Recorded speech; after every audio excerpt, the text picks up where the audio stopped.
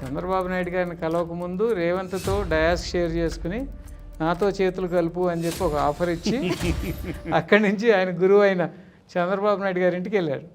ఇది వెనకేమన్నా అది ఏముంటుంది ఏమంటే రేవంత్ కాంగ్రెస్ పార్టీ నాయకుడు.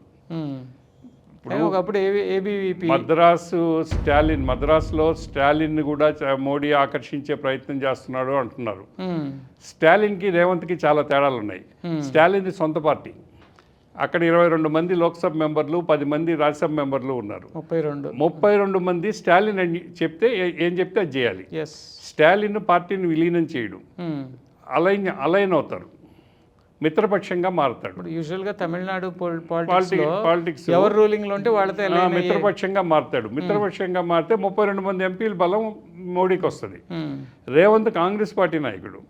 కాంగ్రెస్ తరఫున ఇక్కడి నుంచి గెలిచిన 8 మంది ఎంపీలు రేవంత్ మనుషులు కాదు, వాళ్ళు కాంగ్రెస్ మనుషులు.